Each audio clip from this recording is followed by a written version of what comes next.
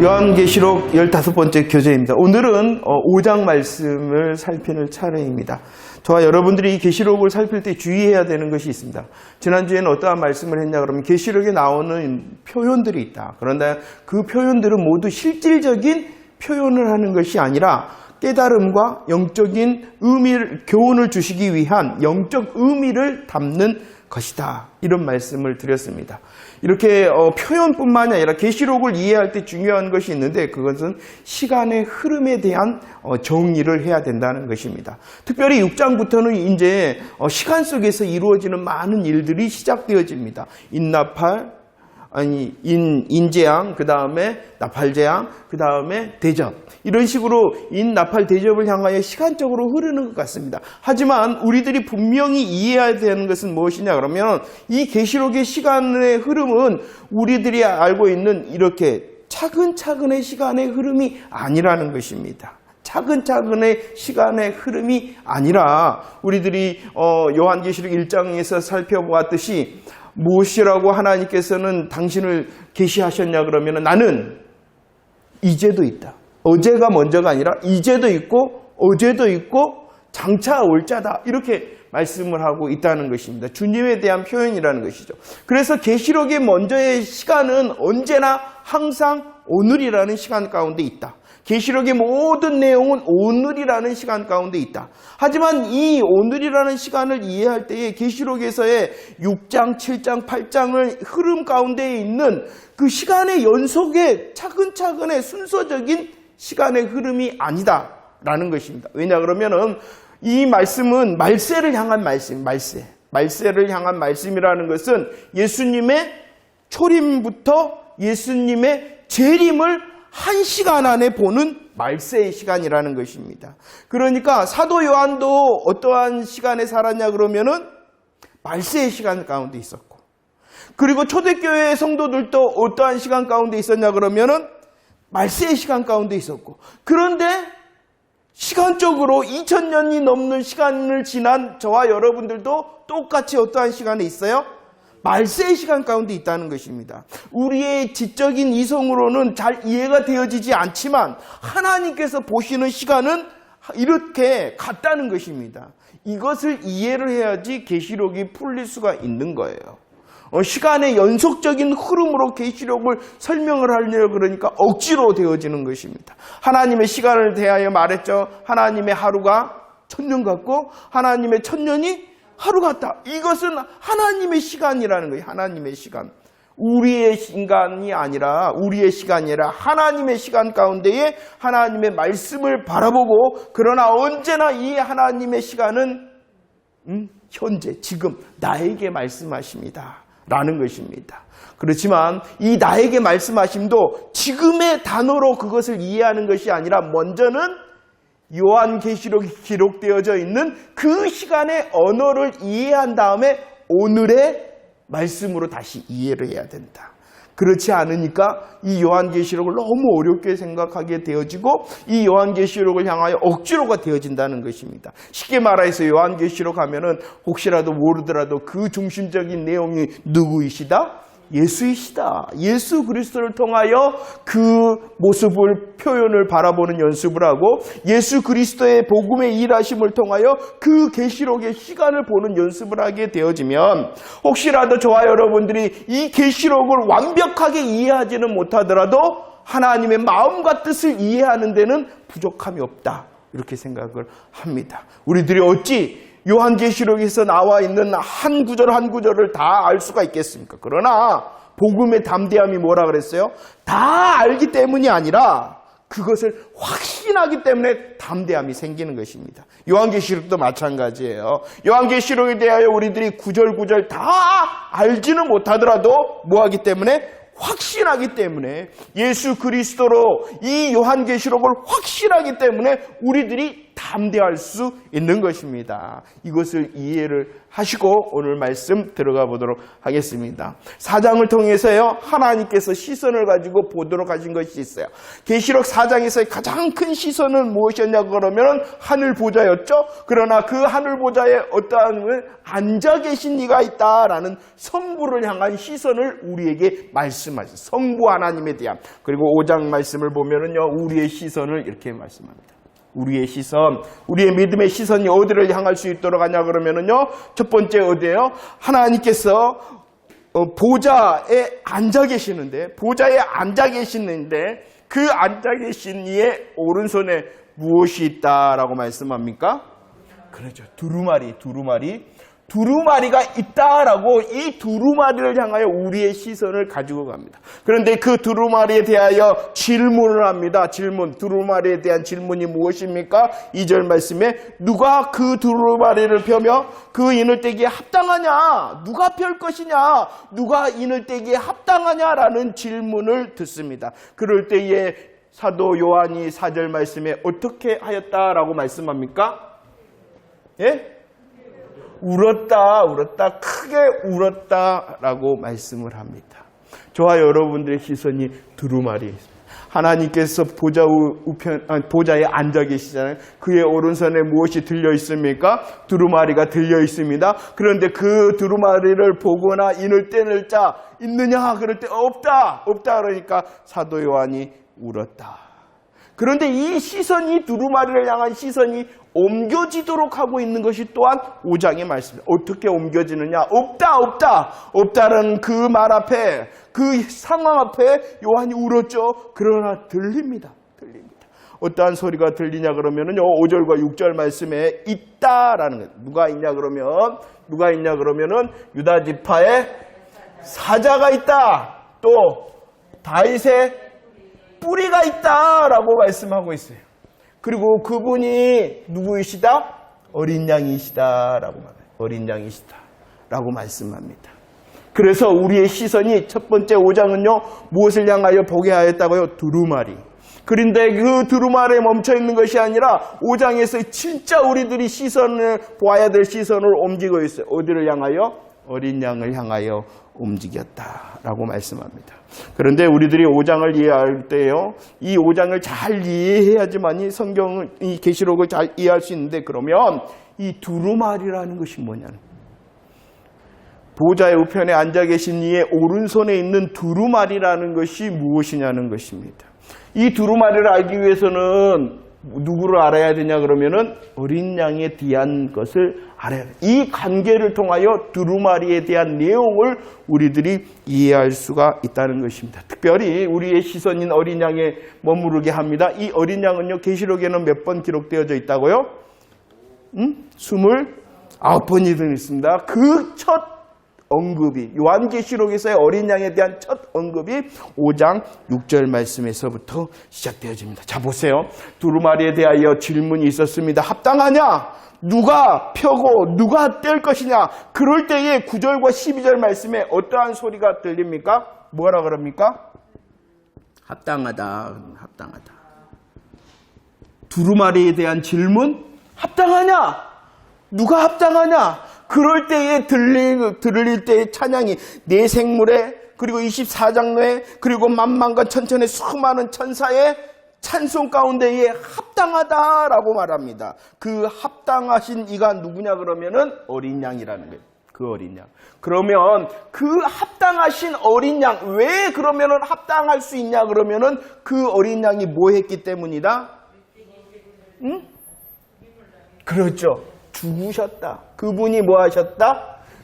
계속 반복하고 있어요. 5장에서요. 5장 6절, 9절, 12절. 그분은 어린 양이신데, 합당하신 그분은 어린 양이신데, 합당하신 어린 양은 뭐 하셨다? 죽임을 당하셨다는 거예요. 왜 합당할 수 있었느냐? 그분이 왜 합당할 수 있냐는 어린 양으로서 뭐 하셨기 때문에? 죽으셨기 때문에. 합당하신 그분이 어린 양이십니다. 어린 양이신 그분이 합당함으로 죽으셨습니다. 그렇기 때문에 그럼을 통하여 이 두루마리를 어떻게 했다라고 말씀하셨냐 그러면은요. 7절과 6장 1절 말씀에 보면은 감사해요. 취하셨다. 취하셨다. 그 다음에 뭐 하셨다? 6장 1절에서는 떼셨다라고 말씀하고 있는 것입니다. 자, 이런 부분이라. 취하신가 떼셨다라는 시간이 뭐냐는 것이. 무엇이냐. 시간이 무엇이냐. 그건 의미가 없다는 것이. 시간적인 순서. 야, 떼심이 먼저냐.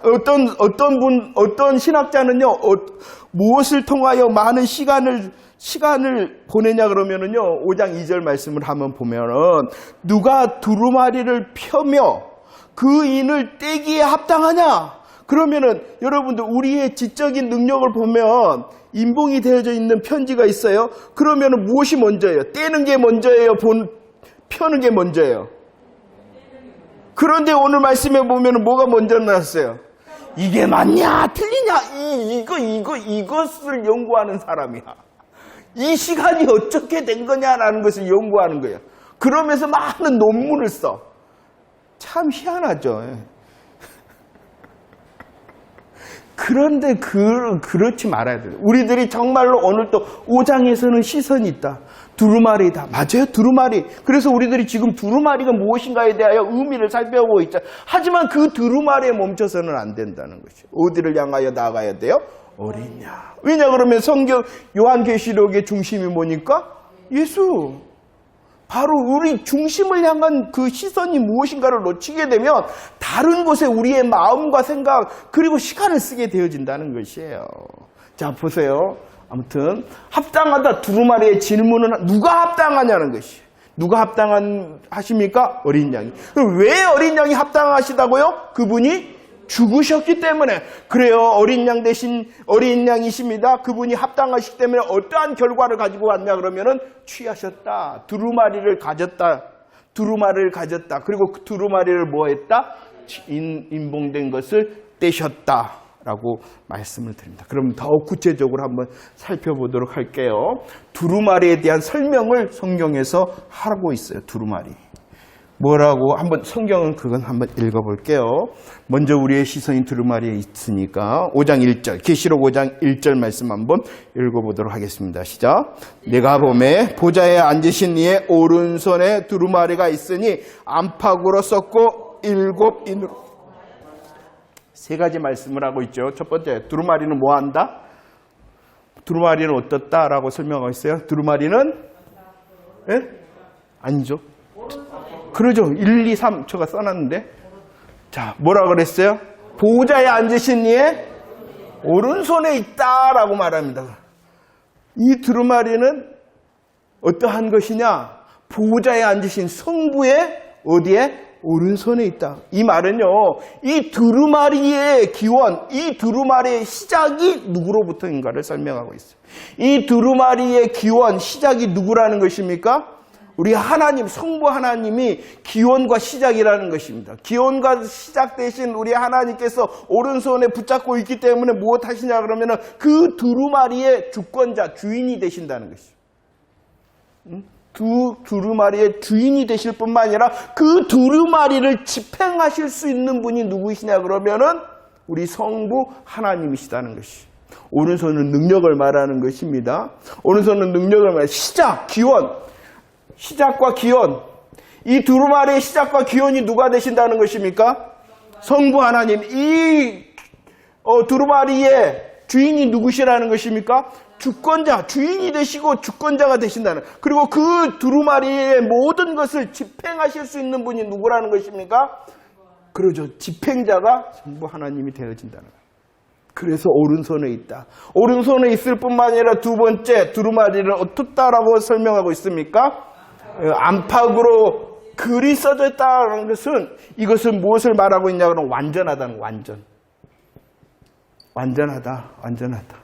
이 시작과 기원 주권자 되시며 그것을 집행하시는 그분 두루마리의 모든 것을 완전히 성취하시고 완성하신다라는 것입니다. 누가 그렇게 하신다는 거예요? 성부 하나님께서 하신다는 것이에요. 잘 기억하셔야 돼요. 안팎에 기록되어져 있다는 것이에요. 안팎에 기록되어져 있다는 것은 완전하다는 거, 완전하다. 그 두루마리의 모든 것을 완전히 성취하시고 완성하실 분이 성부 하나님이시다. 보좌에 앉으십니다. 라는 것을 더 이제 우리들이 더 이해해야 되는 것, 우리들이 정말로 잘못 이해하지 말아야 되는 것, 세 번째, 두루마리는 뭐 했다? 7인으로 임봉되어졌다. 인을 쳐졌다. 7인봉에 대한 말씀이라는 것입니다. 7인봉. 어떻다는 것일까요, 이건? 응? 그죠? 우리들이 그렇게 이해한다. 비밀이라는 뜻도 물론 가지고 있습니다. 그러나 이것이 먼저가 아닌데 이렇게 비밀로 생각하니까 이것이 틀어지기 시작하는 거예요. 이 인봉에 대하여 구약 성경에서 설명을 해주는 것이 있는데 그것이 다니엘 말씀입니다. 다니엘 12장 4절과 9절 말씀에서는 뭐 하라라고 말씀하냐 그러면은 인봉하라라는 말씀을 간수하고 봉합하라 이렇게 말을 합니다. 자, 이 뜻을 잘 이해해야지 7인봉과 또 인에 대한 말씀이 이해가 되어지는데 오늘 다니엘에서는 뭐라고 했다고요? 간수하고 봉합하라. 이것이 계시록에서는 뭐 하라라는 말씀이에요? 7인봉되어졌다라는 뜻입니다. 잘 들어보세요. 무엇인가 있어요? 문서가 있어요? 그것을 인봉합니다. 왜 인봉했을까요? 아니요. 감추는 것이 아니라 손대지 말라는 거예요. 그 내용을 변개치 말라는 것입니다. 비밀이라는 의미가 더 강한 것이 아니라 도장을 딱 찍어갖고 딱 해놓은 것은 이거 만지면 안 돼. 무엇을 만지면 안 되냐 그러면 그 내용이 변하게 해서는 안 된다라는 것입니다. 하나님의 언약의 말씀, 예언의 말씀, 언약의 말씀 뭐 하면 안 되니까 인봉한 거예요? 변하면 안 되니까 이것을 더 이제 우리의 훈련으로 말하면 복음이 변하면 돼야 안 돼요. 그러니까 인봉한 거라는 것이 비밀이라는 의미도 가지고 있습니다. 왜냐 그러면 신약 성경에 복음을 향하여 감추었던 비밀이니까. 그러나 감추어졌던 비밀도 마찬가지예요. 비밀이다. 아무도 몰라서는 안 된다라는 것이 아니라는 것이에요. 간수하고 누구도 손매뜨게 해라. 그리고 그 내용이 변해서는 안 된다. 변개해서는 안 된다라는 뜻의 인봉이라는 것입니다. 그러면 조금 이해가 되죠? 왜 인봉하셨는가? 그 하나님의 마음과 뜻이 변하게 말해서는 안 되잖아요. 변해되면 뭐라는 것이야? 다른 복음이 되어지기 때문에. 그리고 이것은요, 간수하라 하나님의 언약의 말씀, 약속의 말씀이 바뀌어서는 안 된다, 변해서는 안 된다라는 뜻만 있는 것이 아니라 때가 있다는 것이에요. 어떠한 때가 있다는 것이 그 언약의 말씀에 성취의 때가 있다는 거예요. 성취의 때에 하나님의 언약의 말씀이 변해서는 안 되는데 변치 않는 그 하나님의 약속이 뭐 할 때가 있다는 것이에요? 그대로 이루어질 때가 있다는 것이에요. 그 때를 기다리라는 것이 인봉이라는 거예요. 쉽게 말하면 인봉하심은 그대로 뭐 하라는 거예요? 보존하라는 거예요. 보존할 뿐만 아니라 그 때를 기다리라. 그대로의 복음을 보존하고 그 때를 기다리라. 그래서 그 하나님의 때에 하나님께서 뭐 하실 거니까? 오른손으로 완전하게 성취하시고 완성하실 것이다. 그 때를 보고 그렇구나 보존한 그 말씀대로 우리 하나님의 말씀이 이루어졌다라는 것을 알라. 이렇게 하기 위하여 하나님께서 인봉을 하시는 거예요. 비밀이라는 뜻도 어느 정도는 가지고 있으나 첫 번째 말씀은 하나님의 말씀이 변해서는 안 돼. 변개해서는 안 될 뿐만 아니라 그 하나님의 말씀은 무엇이 있다는 거예요? 때가 있다. 어떠한 때가 있다는 거예요? 성취의 때가 있다. 그 성취의 때를 기다릴 뿐만 아니라 성취된 모습, 그대로 성취된 모습을 보고 아하 그렇구나 정말이셨구나 하나님을 찬양하라. 그렇게 하기 위하여 인봉한 것입니다. 비밀. 너희들은 몰라. 나만 알아. 기도 많이 한 나만 알아. 그게 아니라는 거예요. 하나님의 마음이 보이십니까? 그래서 이것을 설명을 해주고 있네요. 그것은 오른손에 있고 안팎에 기록되어져 있고 그것은 인봉되어져 있다 라고 말씀하시는 것이에요. 자 보세요. 그런데 이 두루마리를 누가 취하셨어요? 그러죠. 어린 양이 취하셨죠. 어린 양이 취하셨어요. 취하시되 어린 양이 취하시되 이렇게 말했죠. 우리들이 합당하시기 때문에 그분이 합당하시기 때문에 뭐 하셨다? 취하셨다. 이것은 7인봉으로 되어져 있죠. 7인봉. 완벽하게 인봉되어지는. 너무나도 완벽하기 때문에 어떠하냐 그러면 합당한 자, 자격과 능력이 있는 자만이 이것을 뗄 수 있다는 것이. 이것을 또 강조하는 것이. 그런데 그 어린 양이 뭐 하셨다? 합당함으로 취하셨다라는 것입니다. 두루마리를. 그렇기 때문에 우리 어린 양이 뭐가 된다는 거예요? 자격도 되고 능력도 된다라는 것입니다. 그래서 사도행전 말씀에 뭐라 해요? 4장 12절 누구밖에 자격이 없고 누구밖에 능력이 없다? 사도행전 4장 12절 누구밖에 자격이 없고 누구밖에 능력이 없다? 4장 12절 사도행전 4장 12절 예수밖에 없다. 예수밖에 없다. 그러죠? 그렇기 때문에 이 어린 양이 당연히 누가 되시는 거예요? 누구시라는 거예요? 예수 그리스도. 오직 예수 그리스도만이 합당하시기 때문에 취할 수 있는 자격과 능력이 있다라고 말씀하는 거예요. 그런데 이 모습, 합당하기 때문에 취하실 수 있는 자격과 능력이 있기 때문에 라는 것을 우리들은 룻기의 말씀을 통하여 이미 살펴보았어요. 룻기를 통해서 우리들이 어떠한 무엇을 살펴보았냐 그러면은요, 그러죠. 생각이 납니까? 기업 물을 자다. 기업 물을 자는 아무나 기업을 물을 수가 없어요. 조건이 있었어요. 그러죠. 친척이거나, 그러죠. 능력이 있어야 돼요. 그 다음에 세 번째는 더 나가서 자원. 내가 하겠습니다. 내가 그 일을, 손해가 되더라도 내가 그 일을 하겠습니다. 자, 보세요. 우리 예수님께서는 뭐 하셨어요? 우리와 같이 참 인간으로 오심으로 우리의 친족, 우리를 형제라 불러주셨어요. 그럴 뿐만이 아니라 그분은요, 죄가 없으세요. 죄가 없으신 참 하나님으로 구원하실 수 있는 어떠한 것이 있는 거예요? 능력이 있어요. 그런데 그 친족 되시고 능력이 있음이 억지로가 아니라 우리를 너무나도 사랑하심으로 자원하심으로 이루셨다라는 것입니다. 우리의 기업 물을 자 되신 우리의 예수 그리스도, 그렇기 때문에 그분이 합당하시고 취하심으로 자격과 능력이 있으므로 그 두루마리를 취하셨다. 이렇게 말씀하고 있는 것입니다. 성경은 질문을 합니다. 어린 양이 어디 있나이까? 어린 양이 어디 있나이까? 창세기 22장은요, 아브라함이 누구를 데리고 모리아산 올라갑니까? 이삭을. 그 이삭이 지고 있는 것이 있습니다. 이삭이 지고 있는 건 번제할 나무를 지고 있습니다. 불도 있습니다. 그런데 무엇이 없어요?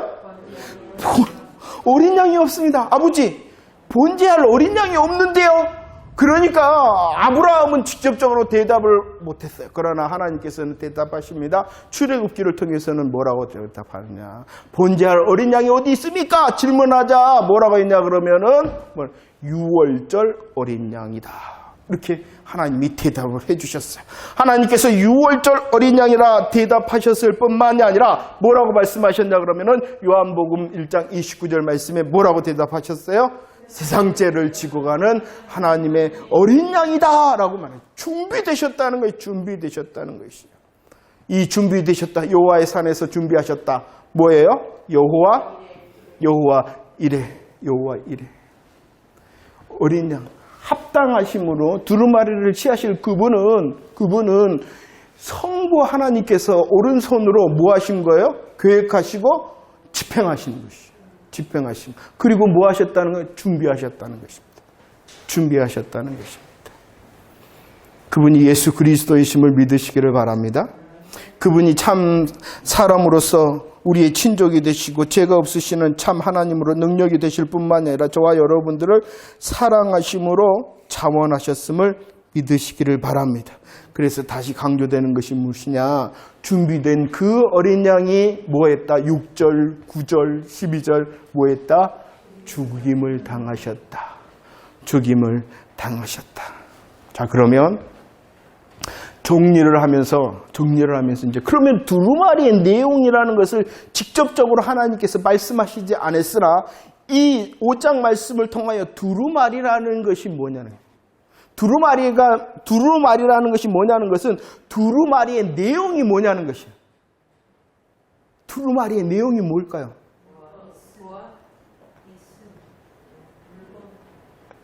두루마리의 내용이 뭘까요? 한번 보세요. 자, 보세요. 두루마리의 내용, 두루마리라는 것은 두루마리 내용을 말하는 거죠. 그 두루마리의 내용은 하나님이 시작하셨고 하나님의 기원이시다. 하나님께서 계획하셨다는 것이죠. 하나님께서 그 계획을 주권적으로 주인 되심으로 뭐 하신다? 이루신다. 하나님께서 주인이 되심으로 주권적으로 이루시는 계획. 그런데 그 계획은 뭐 하다는 것이에요? 완전하다는 것이에요. 그 계획은 하나님의 계획은 계획으로 그치는 것이 아니라 성취되어지며 영원한 완성을 향하여 갈 계획이다라고 말씀합니다. 그것은 뭐라는 것이에요? 보존되어져야 되고 그 이름의 때가 성취의 때가 있다라고 말합니다. 그런데 이것이 이 두루마리의 내용이 누구를 통하여 성취되어진다? 그렇죠. 어린 양 대신 예수 그리스도의 죽음으로 이루어질 것이다. 그러면 두루마리의 내용이 뭐가 되는 거예요? 그렇죠. 이해가 되십니까? 이것이 분명해야 돼요. 이 두루마리가 분명해야 돼요. 두루마리라는 것은 저와 여러분들을 위한 하나님의 구원의 계획이 바로 두루마리인 것입니다. 두루마리의 내용인 것입니다. 그래서 요한이 보세요. 요한이 뭐냐 그러면 야 누가 합당하냐?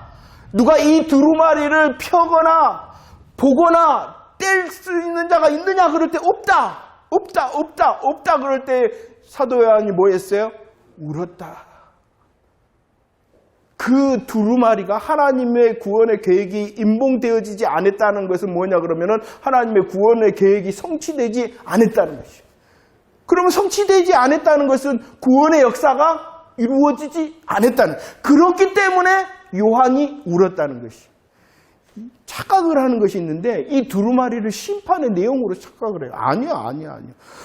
생각을 해보세요. 심판의 내용이 이루어지지 않았다 그러니까 요한이 울게 맞아요? 아니면 하나님의 구원의 역사가 이루어지지 않았다라는 그 상황적인 것을 볼 때 울었다가 맞는 것 같아요. 응? 그죠? 하나님의 구원의 계획이 열리지 않았다라는 그 말씀, 그러니까 아까 말했어요. 시간을 말하는 게 아니에요. 그 구원의 역사가 이루어지지 않았다라는 그 시점을 볼 때 이 요한이 뭐 했다? 울었다. 그러나 어린 양, 죽임을 당한 어린 양이 합당하심으로 취하심으로 구원이 이루어졌다라는 것입니다. 요한이 왜 울었는가 이해가 되시죠? 그리고 왜 두루마리가 하나님의 구원의 계획인지 이해가 되시죠? 그래서 이제 그 이후에 말이 나오는 것입니다. 요한복음 1장 29절 하나님의 어린 양 되신 예수님께서 뭐냐 그러면은 임봉되어졌다 그랬죠. 잘 간두선 그때의 성취의 때, 성취할 시간이 되니까 요한복음 12장 27절 예수님께서 뭐라 그랬어요? 이때 왔다라고 말해요. 왜냐 그러면 임봉되어지니까. 임봉되어졌다는 것은 보존일 뿐만 아니라 어떠한 때가 있으니까? 성취할 때, 성취의 시간이 있으니까. 그 성취의 시간에 어린 양 대신 예수 그리스도께서 말을 하잖아요. 뭐 할 때 내가 왔다? 이때. 완성의 때에 내가 온 거다. 완성의 때에 오셨을 뿐만 아니라 요한복음 19장 말씀에 뭐 했다? 이루었다. 완성시키기 위하여 내가 왔으며 성취하기 위하여 내가 왔으며 그 일을 뭐 했다는 것이에요? 이루었다라는 것입니다. 이루신 그분은요 뭐 하시느냐? 마지막 시간에 마지막 때에 하나님의 우리의 세상의 마지막 때에 22장의 말씀이 뭐 하신다? 속히 재림하심으로 완성하신다는 거죠. 성취하실 뿐만이 아니라 뭐 하신다? 완성하신다라는 것입니다. 자, 그러면 정리를 한번 해볼게요. 두루마리라는 것은 쉽게 말하면, 모양적으로 말하면 무엇이냐 그러면 성경을 말하는 거예요. 성경의 내용을 말하는 것입니다. 성경의 내용이 뭐예요? 죄와 사망 가운데 있는 저와 여러분들을 구원하시는 하나님의 방법인 예수 그리스도가 아닙니까? 그 예수 그리스도를 성령님의 역사를 통하여 알게 하심이 성경 내용이 아닙니까? 그러니까 의미적으로, 실상적으로 만약에 대입을 한다면 이 두루마리는 무엇을 말하는 거라고요? 성경을 말하는 것이요. 그리고 그 두루마리의 내용은 무엇이다? 하나님의 구원 계획을 말하는 것이에요. 그러면 이것이, 이 두루마리가 인봉되어졌다라는 것은 무엇이냐 그러면 아직 구원의 역사가 성취되지 않았다는 것이에요. 그러나 어린 양 대신 예수 그리스도께서 죽으심으로 뭐 하셨다? 합당하시다? 취하셨다라고 하심으로 구원의 역사를 이루심을 믿으시기를 바랍니다. 우리들이 이제 다음 주에 한 번 더 5장을 살핀 다음에 6장으로 넘어갈 건데 우리들이 주의를 하며 구분을 해야 되는 것이 있어요. 구분해야 되는 것이 있어요. 두루마리와 인을 구분해야 됩니다. 두루마리와 인을 구분해야 돼요. 이것을 헷갈려요. 아까도 우리들이 금방 정리를 했죠. 이 두루마리의 내용이 무엇이다고요? 하나님의 구원의 계획을 복음을 말하는 거예요. 인을 뗐다라는 것은요, 복음을 말하는 것이 아니잖아요. 이것은 두루마리는 내용을 말하고 이건 현상을 말하는 것이에요.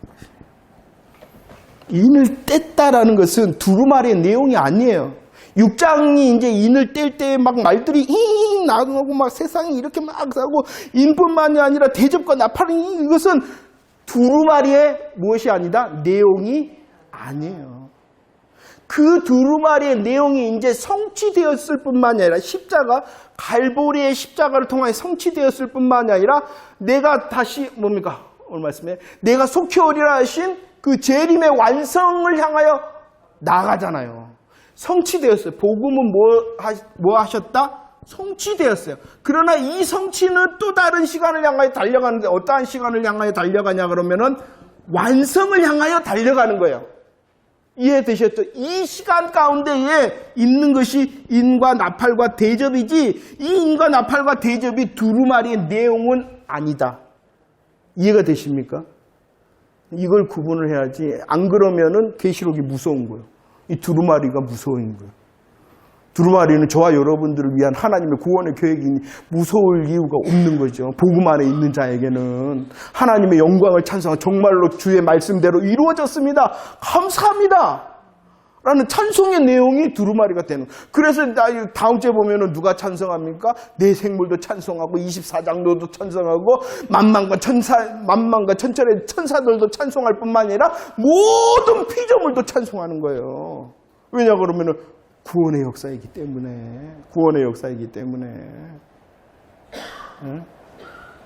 자, 이제 정리하도록 하겠습니다. 정말 빨리 끝나겠네 오늘. 중요한 것을 우리들이 짚고 넘어가는 거 있습니다. 하나님께서는 이토록 계획하시고 성취하시고 완성을 향하여 나가심을 믿으시기를 바랍니다. 온 세상을 향한 구원의 역사인 것입니다. 그 온 세상을 향한 구원의 역사 가운데에 누구도 들어있는 것이에요? 저와 여러분들의 시간도 들어있는 거예요. 저와 여러분들을 향하여 주님께서는요, 취하셨고 합당하심으로 죽으심을 당하셨고요. 그리고 우리를 구원하셨다는 것입니다. 그리고 우리를 구원하신 주님께서 우리 한 사람 한 사람을 또한 어떠한 시간으로 지금 함께 가시고 있냐 그러면은 완성의 시간으로 가지고 있다는 것입니다. 그렇기 때문에 온 세계, 온 나라를 경영하시는 하나님께서 우리의 인생, 나의 인생도 지금 경영해 나가시고 계신다라는 사실을 우리는 깨달아야 돼요. 그리고 나의 구원을 분명히 성취하신 하나님께서 완성을 향하여 가시는 그 시간 속에서도 나를 이끌어 가시며 이루실 것이다 라는 것을 우리는 기대해야 되는 것입니다. 먼저는요, 나의 수고, 나의 열심, 나의 헌신을 통하여 하나님을 기대하는 것이 아니라 이 놀랍게 이루신 두루마리를 통하여 하나님의 구원의 계획 속에서 우리들이 그 가운데 아멘함으로 하나님을 먼저 기대해야 되는 것입니다. 하나님께서 말씀하셨는데 하나님께서 성취하셨으니 감사합니다. 하나님께서 말씀하시고 성취하셨을 뿐만이 아니라 완성을 향하여 가시는 하나님 찬양합니다. 그 시간 가운데 나의 인생이 있으니 감사합니다. 이런 하나님을 기대할 수 있는 자 되어지기를 축원합니다. 두루마리를 보아야 됩니다. 그 두루마리가 하나님의 오른손에 있었으며 그 오른손에 있었던 하나님의 구원의 역사가 예수 그리스도의 어린 양 되심과 죽으심을 통하여 성취되어서 우리들이 함께 찬양합니다. 함께 모여 예배합니다. 그럴 뿐만 아니라 내게 주신 또 다른 새날들 가운데서도 누가 함께 하신다고요? 하나님께서 함께. 누가 이루어 가실 것이에요? 누가 우리들을 통하여 이끄시고 하나님의 완성의 계획으로 동행하실까요? 그 하나님을 기대하라는 거예요. 그럴 때 나의 실수와 실패와 제약이 있더라도 눈을 들어 주를 의지하게 됩니다. 그렇죠, 하나님. 나는 그렇지만 연약합니다. 그러나 주님의 약속하신, 그 약속하신 것 주님의 약속과 성취와 완성 같은 내가 있으니 나를 붙들어 달라고. 그리고 그래서 우리의 소망이 있는 것이지.